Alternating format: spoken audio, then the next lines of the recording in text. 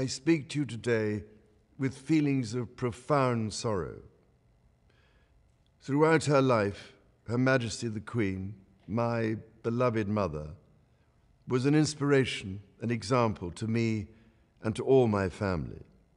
And we owe her the most heartfelt debt any family could owe to their mother, for her love, affection, guidance, understanding, and example. Queen Elizabeth was a life well lived, a promise with destiny kept, and she is mourned most deeply in her passing.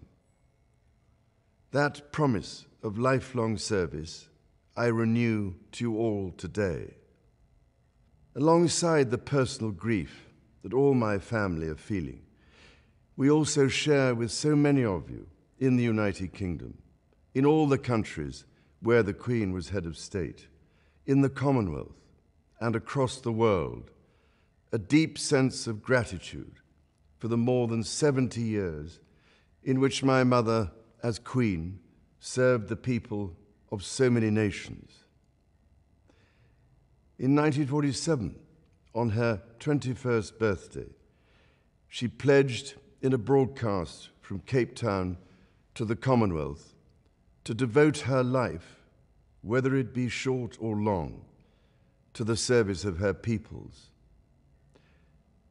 That was more than a promise. It was a profound personal commitment which defined her whole life. She made sacrifices for duty.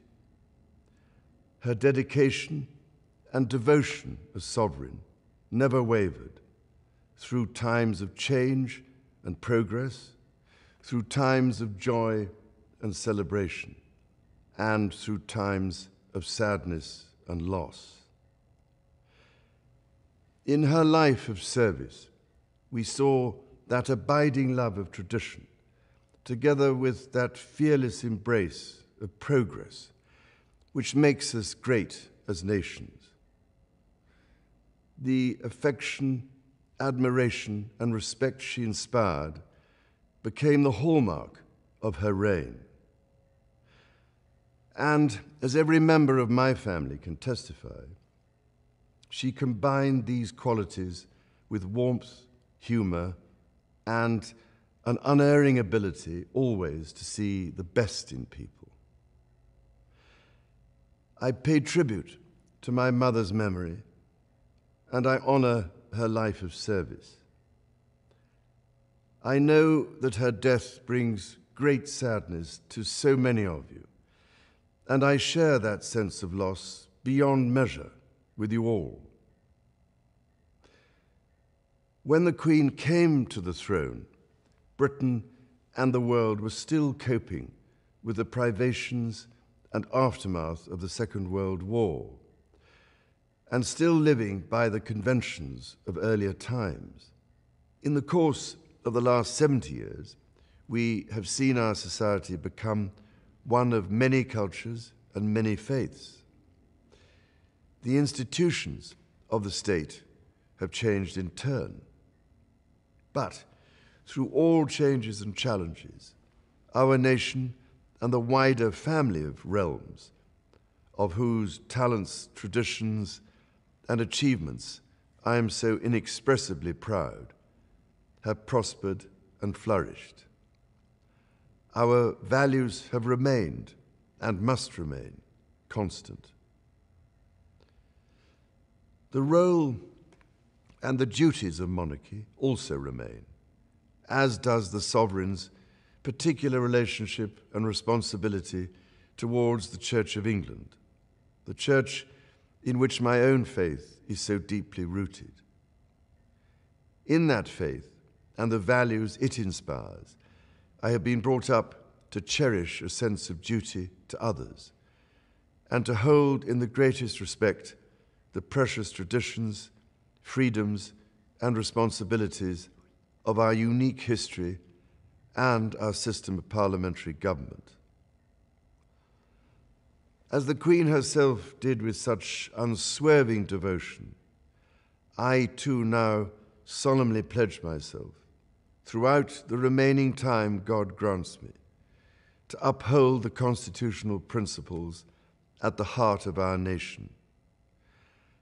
And wherever you may live in the United Kingdom, or in the realms and territories across the world, and whatever may be your background or beliefs, I shall endeavor to serve you with loyalty, respect, and love, as I have throughout my life. My life will, of course, change as I take up my new responsibilities. It will no longer be possible for me to give so much of my time and energies to the charities and issues for which I care so deeply. But I know this important work will go on in the trusted hands of others. This is also a time of change for my family. I count on the loving help of my darling wife, Camilla. In recognition of her own loyal public service since our marriage 17 years ago, she becomes my Queen Consort. I know she will bring to the demands of her new role the steadfast devotion to duty on which I have come to rely so much. As my heir, William now assumes the Scottish titles which have meant so much to me. He succeeds me as Duke of Cornwall and takes on the responsibilities for the Duchy of Cornwall, which I have undertaken for more than 5 decades. Today, I am proud to create him Prince of Wales, Tywysog Cymru, the country whose title I've been so greatly privileged to bear during so much of my life and duty.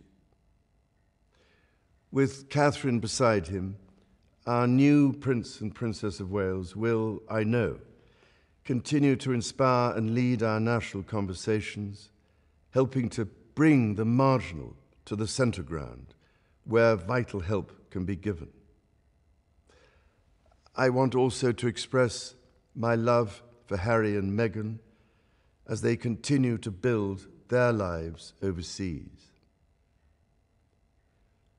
In a little over a week's time, we will come together as a nation, as a Commonwealth, and indeed a global community, to lay my beloved mother to rest. In our sorrow, let us remember and draw strength from the light of her example. On behalf of all my family, I can only offer the most sincere and heartfelt thanks for your condolences and support. They mean more to me than I can ever possibly express.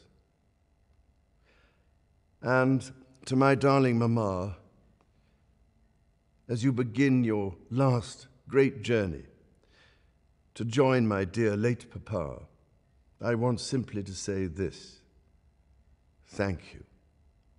Thank you for your love and devotion to our family and to the family of nations you have served so diligently all these years.